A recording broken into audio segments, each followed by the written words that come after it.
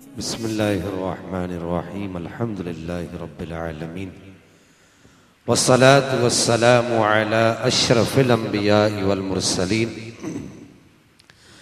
अम्मा बअदु फ़अऊज़ु बिल्लाहि समील अलीम मिनश शैतानिर रजीम बिस्मिल्लाहिर्रहमानिर्रहीम या अय्युहर रसूल बल्लिग मा उन्ज़िला इलैका मिर रब्बिक व इल्लम तफ़अल फमा बल्लग़्त रिसालतह वल्लाहु यअसिमुका मिनन नास व फ़ी मक़ामिल आख़र क़ाल अल्लाहु जल्ल व अला फ़िल क़ुरआन हुवल्लज़ी बअस फ़िल उम्मिय्यीन रसूला व फ़ी मक़ामिल आख़र क़ाल अल्लाहु जल्ल व अला फ़िल क़ुरआन रब्बना व बअस फ़ीहिम रसूलन मिनहुम यत्लू अलैहिम आयातिका व युअल्लिमुहुमुल किताब वल हिकमा व फ़ी मक़ामिल आख़र क़ाल अल्लाहु जल्ल व अला फ़िल क़ुरआन लक़द मन्नल्लाहु अलल मुअमिनीना इज़ बअस फ़ीहिम रसूलन मिनहुम यत्लू अलैहिम आयातिही व युअल्लिमुहुमुल किताब वल हिकमा आमन्तु बिल्लाहि सदक़ल्लाहुल अज़ीम। मेरे अजीज़ों, मेरे बुज़ुर्गों, बिलखुसूस स्टेज की जीनत मेरे मसलक के और मेरे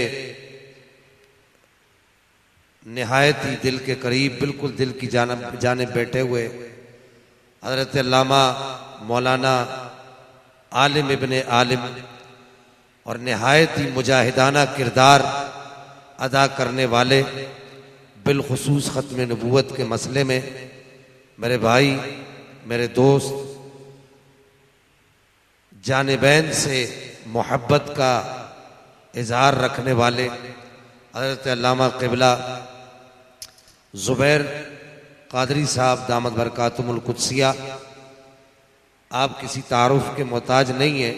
आपके वालिद मरहूम यकीनन अहले सुन्नत की एक मजबूत और मरबूत और अहले सुन्नत की एक जानदार आवाज़ थे। अल्लाह ताला उनकी कब्र पर करोड़ों रहमतों का नुज़ूल फरमाए। हम जैसे कितने लोग उनसे पढ़कर आज खिदमत दीनिया, उनकी तालीमात की रोशनी में सरअंजाम दे रहे हैं।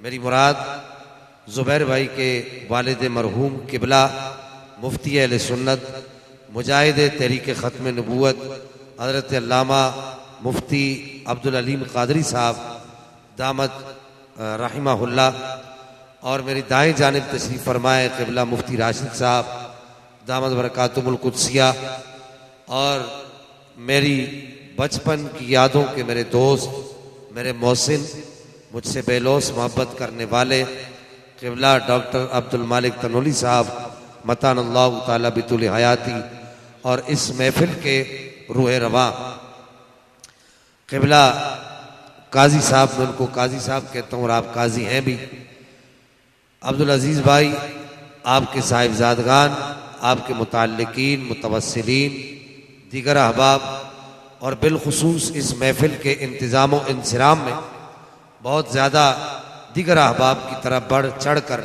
हिस्सा लेने वाले, मेरे ख्याल से वो मुझे नज़र नहीं आए अभी, कारी ग़ुलाम मुस्तफ़ा सियाल साहब, वो भी यहाँ इस महफिल के इंतज़ाम व इंसिराम में शामिल रहते हैं। मैं आज दिन तक इस्लामाबाद में था, ये उनकी काविशों की वजह से मैं आज रात को यहाँ पहुँचा। उन्होंने कहा कि शाह साहब आपने लाजमी आना, मेरे वालिद साहब बीमार थे और हैं भी, उनके लिए दुआ फरमाए, अल्लाह ताला उनको शिफाए कामिला आजला अता फरमाए। मेरे अजीज़ों, बात ये वक्त मुख्तसर है, ये मेरा फ़र्ज़ था, मेरे लिए वाजिब था कि मैं ज़ुबैर भाई का तज़किरा करूं जो इनकी खिदमत दीनिया है। इनके वालिद मरहूम जो अहले सुन्नत पर बहुत बड़ा एहसान करके गए, इदारे कायम करके गए, अफराद तैयार करके गए, एक दर्द, अपने दर्द को अपनी औलाद की सूरत में छोड़ कर गए।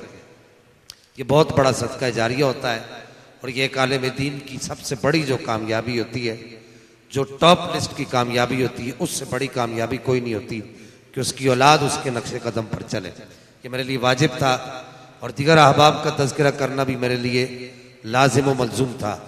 मुख्तसर बातें अर्ज करूंगा, बड़ी तवज्जो से सुनिएगा। मेरे अजीजों, गुज़िश्ता दिनों एक बड़ा ही दिलखराश वाक़या कनाडा की सरजमीन पर यह पेश आया कि एक शख्स ने पगड़ी जुब्बा दस्तार रखते हुए और अपने आप को मुफ्ती कहलाते हुए, बज़ाहिर अपने आप को मुफ्ती कहलाते हुए, और हकीकत में एक टिकटॉकर मौलवी ने ये कहा कि मैं नबी पाक अलैहिस्सलातु वस्सलाम की शान बयान कर रहा हूं। मैं चाहूंगा कि मेरी बात को बड़ी तवज्जो से सुनिएगा। बच्चों, आप लोग बैठ जाओ। उसने ये कहा कि मैं नबी पाक अलैहिस्सलाम की शान बयान कर रहा हूं, और अब तक वो ये कह रहा है। आज उसका एक नया बयान आया है। उसने ये कहा कि अल्लाह की ये अल्लाह जल्ल मजदुल करीम की हिकमत थी कि अल्लाह ताला ने नबी पाक अलैहिस्सलातु वस्सलाम को जिस कौम में भेजा वो कौम भी जाहिल, ये कहा वो कौम भी जाहिल थी।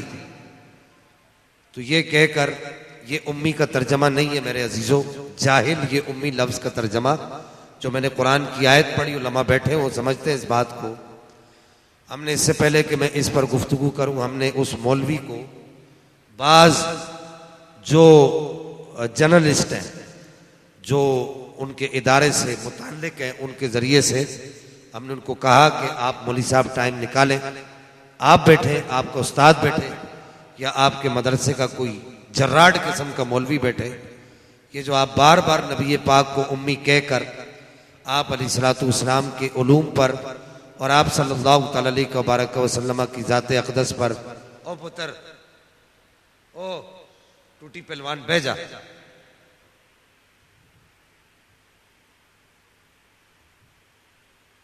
आप बार बार जो है नबी पाक अलैहिस्सलातु वस्सलाम की ज़ात अक़दस पर हमला करने की कोशिश कर रहे हैं। तो इस मसले को हल करें। तो मेरे अजीजों, जो बात मैं अर्ज कर रहा था, आप जानते हैं उस मौलवी साहब का नाम क्या है। उसको तो मौलवी कहते हुए भी शर्म आती है, चूंकि ये खत्म नबूवत का जलसा है। तो मैं चाहूंगा कि ये जो खराबियां पैदा होती हैं, आपको इसकी निशानदेही करवाऊं। और ये बुनियादी और इब्तिदाई खराबियां होती हैं जिसकी वजह से एक वक्त ऐसा आता है कि नबी पाक अलैहिस्सलातु वस्सलाम की खत्म नबूवत पर भी हमला होता है। अब उस मौलवी साहब के मदरसे के भी सारे लोग उसके साथ खड़े हो गए, और उसका उस्ताद जो झूठा सूफी बना हुआ है, दल्लाल बना हुआ है, वो ये कहकर उसको खुशामदीद कर रहा है कि अपने लोगों को कोई अकेला नहीं छोड़ता। तो इंशाअल्लाह वो और उसके उस्ताद के हम ख्याल और हम चरबा और हम निवाला लोग ये बात याद रखें कि जब तक अहमद रजा खान फाज़िल बरेलवी रहमहुल्लाह के मानने वाले और इमाम रब्बानी मुजद्दिद अल-फिसानी शेख अहमद सरंदी के मानने वाले और इन दोनों बुजुर्गों की फिक्र के अमीन जब तक हयात हैं, जिंदा है, उस वक्त तक हम तुम्हें झूठ बोलकर नबी पाक की शान पर हमला करने नहीं देंगे। ये बुनियादी बात आप याद रखिएगा। अब वो मौलवी साहब बार बार ये कह रहे हैं, उनके उस्ताद जो है वो झूठा सूफी बना हुआ, मूछें उतरवाई हुई और वो चादर रखी हुई, और वो कह रहे कि जी, उसके शागिर्द कहते हैं हमारे उस्ताद सूफी हैं। ऐसे सूफी जो है वो, ऐसे आपको गली के अंदर बहुत सारे सूफी मिल जाएंगे जो अपने सर पे चादर रख के जो है वो शाम के वक्त पन्नी के ऊपर एक मखसूस किस्म का जो है मादा रखकर खींचते हुए आपको नजर आएंगे। चादर रखना कमाल नहीं है, चादर तो वो पन्नी पर वो मादा खींचने वाले भी जो है पन्नी पर रखकर, वो भी चादर रखकर ये काम करते हैं। तो मेरे अजीजों, बात जो आपको समझाना मकसूद है, ये बुनियादी गलती, ये फिक्र और ये जो नजरिया है, ये परवान क्यों चढ़ता है, इस तरह की बातें लोगों के, इस तरह के मौलवियों के जहनों में आती क्यों है। तो ये बात याद रखें कि असल में ये बुनियादी जो तरबियत होती है, जब किसी भी मौलवी की, किसी भी आलिम की, किसी भी मुफ्ती की, किसी भी कारी की उस उम्र में, जब वो उस अपनी इब्तिदाई उम्र में किसी मदरसे में पढ़ने के लिए जाता है और वो वहां जाकर जो है वो जो इब्तिदाई तौर पर वो दरसो तदरीस का सिलसिला करता है, चाहे वो बा जबर बा, लाम जबर ला, कुछ भी पढ़े, काफ अलिफ जबर का, लाम जबर ला, काला, भले ये पढ़े, कुछ भी पढ़े, वो इब्तिदाई जो उसके ज़हन पर जो चीजें नक्श की जाती हैं, उस इब्तिदाई नक्शे को वो उसकी सारी जिंदगी तक वो इब्तिदाई नक्शा उसके ज़हन में कायम रहता है। अब इसमें इस मौलवी साहब का कसूर नहीं है, ये जो टिकटॉकर मौलवी है इसमें इसका कसूर नहीं है। असल मसला ये है कि इसको इब्तिदाई दौर पर जो तालीम दी गई, जो किताबें इसके सामने इसके बुजुर्गों की रखी गई, उसमें इनको यही बताया गया कि नबी हमारी तरह एक आम बशर है, उसकी भी दो आंखें तो हमारी भी दो आंखें, उसके भी दो कान है तो हमारे भी दो कान है, उसके भी दो हाथ है तो हमारे भी दो हाथ है, उसके भी जो है दो पाँव है तो हमारे भी दो पाँव है, उसकी भी एक जबान है तो हमारी भी एक जबान है। नबी में और हमारे अंदर कोई इम्तियाजी हैसियत नहीं है, सिर्फ इतनी इम्तियाजी हैसियत है कि वो नबी है और हम नबी नहीं है। बाकी नबी और एक आम इंसान, उसका जो जिस्म है और उसकी जो खाल है और उसका जो गोश्त पोस्त है वो बिल्कुल एक तरह होता है। एक तरफ वो मदरसा है जो बच्चों को ये समझाता है कि बच्चों, नबी के अंदर और तुम्हारे अंदर कोई फर्क नहीं है, नबी ऐसे ही है जैसे गांव का एक चौधरी होता है, नबी ऐसे ही है जैसे गांव का एक बड़ा सरदार होता है, या नबी की इज्जत इतनी है जिस तरह बड़े भाई की होती है। अब जब एक मदरसे के अंदर बच्चे को ये पढ़ाया जाए तो वो चाहे पाकिस्तान के मिंबर पर बैठकर बात करे, चाहे वो अमेरिका के मिंबर पर बैठकर बात करे, चाहे वो कनाडा के मिंबर पर बैठकर बात करे, चाहे वो जापान के मिंबर पर बैठकर बात करे, चाहे वो मक्का के अंदर हरम के अंदर बैठकर बात करे, तो वो इस तरह की बातें करेगा। वो कहेगा नबी को लिखना पढ़ना नहीं आता था, कुरान लिखते हुए नबी से गलती हो गई, साहबा ने देखा, साहबा ने लिखा, नबी ने देखा, उनको समझ नहीं आई तो कुरान में वो गलती बाकी रह गई। अस्तगफिरुल्लाह सुम्मा अस्तगफिरुल्लाह। एक तरफ ये फिक्र रखने वाला, तो उसका नतीजा क्या निकला? मैंने आपको वो नतीजा बता दिया कि वो कनाडा की सरजमीन पर बैठकर मौलवी साहब ये कहते हुए नजर आए कि चूंकि नबी पाक को लिखना पढ़ना नहीं आता था, साहबा ने गलत लिखा, साहबा को समझ नहीं आई, तो नबी पाक भी जो है वो उस गलती को आपने बरकरार रहने दिया। और मैंने कहा पहले तो तुम सिर्फ साहबा की ज़बात पर हमले करते थे, आले बैते अतार की ज़बात पर हमले करते थे, नबी पाक की ज़ात पर हमले करते थे, और अब ये नौबत आ गई कि तुम अल्लाह की किताब पर हमले करने लग गए। ये बात याद रखना, असल में तुम्हारे खमीर के अंदर गद्दारी है, असल में तुम्हारे खमीर में गुस्ताखी है, बेअदबी है। जिन मदारिस से तुम पढ़े हो उन मदारिस की तरबियत का नतीजा है। तो एक ये मदरसा है जो ये समझाता है कि नबी हमारी तरह है, तो ये नतीजा ये निकलता है। फिर मेरे अजीजों, अब एक मदरसा वो है कि जिस मदरसे में बच्चे को पहले दिन ही ये बताया जाता है कि जानते हो नबी कौन है? नबी अल्लाह के महबूब है। जानते हो नबी कौन है? कि आदम से लेके ईसा तक सब पैगंबरों के सर का ताज मेरे और तुम्हारे नबी है। जानते हो नबी कौन है? कि नबी वो है कि जिनके बारे में हम कहते हैं कि सबसे औला व आला हमारा नबी, सबसे बाला व बाला हमारा नबी। जानते हो नबी कौन है? कि जिनके बारे में हम ये कहते हैं कि क्या खबर कितने तारे खिले चुप गए, पर न डूबे न डूबा हमारा नबी। हम उस मदरसे की बात कर रहे हैं जिस मदरसे में यह पढ़ाया जाता है कि खल्क से औलिया, औलिया से रसूल और रसूलों से आला हमारा नबी। जानते हो नबी कौन है? नबी वो है कि हमारे मदारिस में यह पढ़ाया जाता है कि जिनके तलवों का धोवन है आबे हयात, जिनके तलवों का धोवन है आबे हयात। कहा कि आला हज़रत ने फरमाया जानते हो मेरा नबी कौन है? किसी ने सैयदी आला हज़रत को कहा ना कि हज़रत ईसा अलैहिस्सलाम दम करते थे तो मुर्दे जिंदा हो जाते थे, तो आला हज़रत ने फरमाया कि मेरा नबी बगैर तवज्जो के किसी पानी से गुजर जाता था तो वो पानी मुर्दों को जिंदा करने लग जाता था। आपको मेरी बातें समझ नहीं आ रही? मैं कोई इंग्लैंड से तो नहीं आया यार, मैं कोई इंग्लैंड की जबान तो नहीं बोल रहा। तो आला हज़रत ने फरमाया जिनके तलवों का धोवन है आबे है वो जाने मसीहा हमारा नबी। गमजदों को रजा मुझदा दीजे के हैं बेकसों का सहारा हमारा नबी। तो एक वो मदरसा है जिसमें ये पढ़ाया जाता है कि चमक तुझसे पाते हैं सब पाने वाले, मेरा दिल भी चमका दे चमकाने वाले, तू जिंदा है वल्ला तू जिंदा है वल्ला, मेरी चश्मे आलम से छुप जाने वाले। ओ भाई बैठ जाओ बेटा, यार ये भाई को बिठाओ।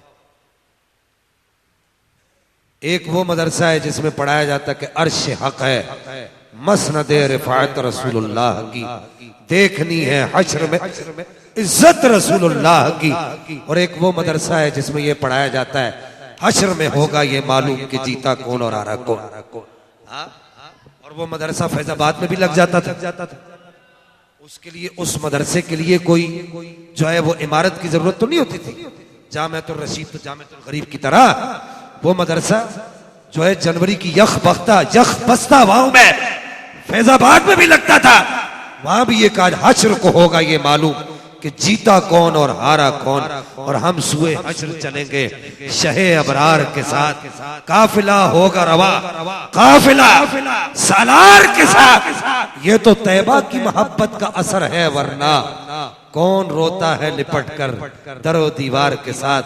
और हम भी सुनेंगे ए मजर कोई नाते रंगी, गर मुलाकात हो गई शायरे दरबार के साथ। एक वो मदरसा है कि जिस मदरसे में व्हील चेयर पर बैठा हुआ बाबा ये कहता है कि उन्हें जाना उन्हें माना न रखा गैर से काम, लिल्लाहिल हम्द मैं दुनिया से मुसलमान गया। मैंने कहा मौली साहब अगर ये नबी की शान बयान करना है तो 2018 के धरने में तुम कहां थे? तुम कहते हम नबी की शान बयान करते, तुम्हें नबी की शान से कोई गर्ज नहीं। ऐसे सोशल मीडिया पर आकर और मीडिया पर आकर लोगों को गुमराह नहीं करो। तुम्हें नबी की शान से कोई गर्ज नहीं है। तुम्हें नबी के अदब से नबी की गुस्ताखी हो जाए, बेअदबी हो जाए तो उससे तुम्हें कोई गर्ज नहीं है। तुम्हें सिर्फ अपने पेट का मसला है, अपनी रोटियों का मसला है। 2018 में जब वो व्हील चेयर पर बाबा बैठा हुआ बाबा वो जब लब्बैक का नारा लगाता था तो अमेरिका तक शोर मचता था। उस वक्त तो तुम लोग कहां थे?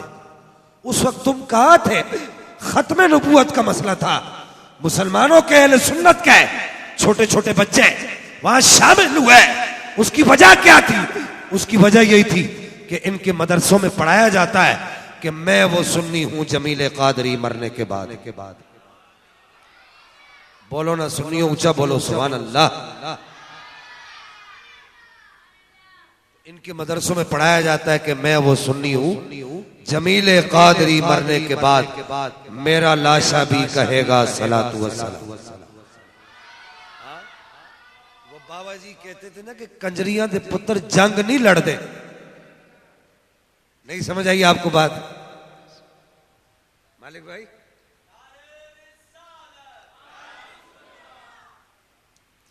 बाबा जी कहते थे तवाइफों के लड़कों का काम जंग लड़ना नहीं है, ये सुन्नी माओं के जियालों का काम है कि जो ये कहते हैं मौली साहब खामोश हो, तुम उम्मी बोलकर नबी पाक को उम्मी बोल पर अल्लाह की किताब पर अमल कर रहे हो, नबी के निसाब पर अमल कर रहे हो, सहाबा के आदाब पर अमल कर रहे हो, सहाबा की हुर्मत पर उनके एतबार पर अमल कर रहे हो, और फिर सबसे बढ़कर खुद रब्बे कायनात की जात पर हमला कर रहे हो।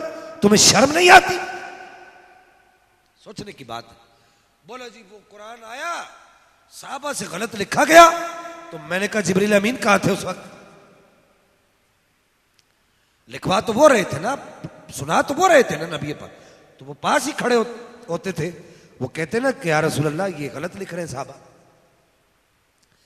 चल तेरे कागजों में नबी को पढ़ना लिखना नहीं आता था, तेरे कागजों में नहीं आता था, तो वो वहां पर जिब्रील अमीन जब कुरान की आयतें लाते थे तो वो आकर देखते भी तो थे ना लिख कौन रहा है, क्या लिख रहा है। चल अगर जिब्रील अमीन का मसला समझ नहीं आ रहा तो अल्लाह कुरान को नाजिल करता था, अल्लाह ने कुरान को नाजिल किया है, और अल्लाह खुद फरमाता है बल हुआ कुरान मजीद फी लौह महफूज, कि अगर तुझे अल्लाह नजर दे ना तो तू कुरान खोल, जैसे जैसे एक एक आयत, एक एक लफ्ज, एक एक हर्फ लिखा हुआ है, इसी तरीके से लोहे महफूज पर भी कुरान लिखा हुआ है। तुझे कुरान में किताबत की गलती नजर आ रही है? तू कह रहा है कि कुरान में किताबत की गलती हो गई। तो मेरा सवाल यह है कि अगर किताबत की गलती हुई तो रब्बे कायनात ने क्यों नहीं रोका जिब्रील अमीन को भेजकर कि गलत लिख रहे? मालिक भाई, सोचने की बात है मुफ्ती साहब। अल्लाह ताला ने जिब्रील को क्यों नहीं कहा कि गलत लिखा है, इसको ठीक करो? क्योंकि कुरान खुद कहता है इन्ना नहनु नज़्ज़लना ज़िक्र व इन्ना लहु लहाफ़िज़ून। इस कुरान को हमने नाजिल किया है, इसकी एक एक जबर जेर पेश और एक एक नुक्ता उसके मुहाफिज हम खुद हैं। तो जब अल्लाह ने हिफाजत का जिम्मा लिया है तो तुम कहते हो कि किताबत की गलती हो गई, तो ये क्या अल्लाह ताला की जात पर हमला नहीं है? बोलो मेरे बच्चों, मेरे अजीजों, क्या ये अल्लाह की जात पर हमला नहीं है? मैंने कहा मौली साहब तुम्हारा काम है टिकटॉक बनाना, नुस्खा जात बताना, हाँ आसाबी कमजोरी के नुस्खा जात बताओ, तुम्हारा ये काम है। कुरान के उलूम पर बात करना तुम्हारा काम नहीं है। कुरान के उलूम पर बात करना अहमद रजा खान के मानने वालों का काम। ये तुम्हारे बस की बात नहीं है, तुम करोगे तो फिर इसी तरह के गोल खेलेंगे। और अभी आज भी जो है वो आज भी उन्होंने एक नया बयान जारी कर दिया, मैं उसकी तरफ आता हूं। तो मेरे अजीजों, सोचने की बात है। इमाम सयूती ने यहां पर बड़ी अजीब बात लिखी, इस बात को समझो। सिर्फ ये कहकर के जी मैं रुजू करता हूं, ये रुजू का ड्रामा रचाने से ये तुम्हारा मसला हल नहीं होगा, ये नहीं कहना। ये कहने से मसला नहीं होता, बल्कि तुम्हें कहना पड़ेगा मुझसे गलती हुई है, मैं झूठा हूं, मैं 1,00,000 दफा झूठा हूं, 1 करोड़ दफा झूठा हूं। अल्लाह का कुरान सच्चा है, इसका एक एक हर्फ सच्चा है, इसकी एक एक ज़ेर ज़बर पेश सच्ची है, इसका एक एक नुक्ता सच्चा है। तुम्हें यह कहना पड़ेगा नबी ने लिखवा है, साहबा ने लिखा है, इसके अंदर कोई गलती नहीं है। मैं गलत हूं, मेरा बाप गलत है, मेरी मां गलत हो सकती है, लेकिन नबी पर नाजिल होने वाला कुरान कभी भी गलत हो सकता नहीं। सिर्फ मैं रुजू करता हूं, मैं तौबा करता हूं, इससे तो जान नहीं छूटती तुम्हारी। हाँ, और फिर वो झूठा सूफी तुम्हारा उस्ताद, वो टट्टू, वो कहता है कि हम अपने लोगों को तना नहीं छोड़ते। तुम कहते हो हम अपने लोगों को तना नहीं छोड़ते, तुम्हें तुम्हारे लोग मुबारक हो, तुम अपने लोगों को तना नहीं छोड़ रहा। और याद रखना, तुम अपने लोगों को तना नहीं छोड़ते, हम अल्लाह की किताब को तना नहीं छोड़ेंगे। हम अल्लाह की किताब को तना नहीं छोड़ेंगे। तुमने अल्लाह की किताब की हुर्मत पर हमला किया है।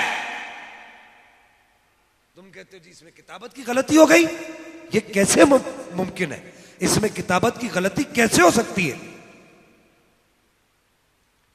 इमाम सयूती ने अल-इत्कान के अंदर लिखा, बस अब थोड़ी सी बातें सुन लीजिए। इमाम सयूती ने अल-इत्कान के अंदर लिखा कि एक बात बड़ी भारी कह रहा हूं आपको, कि मुझे एक बात बताओ कि कुरान के अंदर जगह जगह मौजूद है कि नहीं कि वइन कुंतुम फी रैबिम मिम्मा नज़्ज़लना अला अब्दिना फ़अतू बिसूरतिम मिन मिस्ली वदउ शुहदाअकुम मिन दुनिल्लाहि इन कुंतुम सादिकीन, कि इस कुरान की तरह की एक सूरत ले आओ। दूसरी जगह का एक आयत ले आओ। इमाम सयूती ने लिखा, दीगर इल्म तफसीर के माहिरीन ने लिखा कि कुफार का सुबह शाम दिन रात काम यही था कि वो कुफार कोशिश करते थे कि किसी तरीके से कुरान पाक के अंदर गलती निकाली जाए। कुफार ये कोशिश करते थे कि कुरान की गलती लोगों को दिखाई जाए और काबे के पर्दों पर, काबे की दीवारों पर लाकर लिख कर लगाया जाए, देखो ये नबी कहते कि मुझ पर कुरान नाजिल होता है, मुझ पर वही नाजिल होती है, और ये कहते मैं नबी हूं, ये देखो इस किताब के अंदर ये गलती है। इमाम सयूती कहते हैं कि पूरे अरब के काफिर मिलकर, जिनमें बड़े बड़े अरब के दानिश्वर मौजूद थे, वो सारे मिलकर कुरान पाक के अंदर एक गलती नहीं दिखा सके। काफिर ये दावा नहीं कर सका। नजीर भाई, नजीर नाम है ना आपका, तो हजरत आगे तशरीफ लाए ना जरा। काफिर ये दावा नहीं कर सका मुफ्ती साहब, इमाम सयूती लिखते हैं कि काफिर ये दावा नहीं कर सका, मालिक भाई बड़े बड़े दानिश्वर काफिरों के ये दावा नहीं कर सके।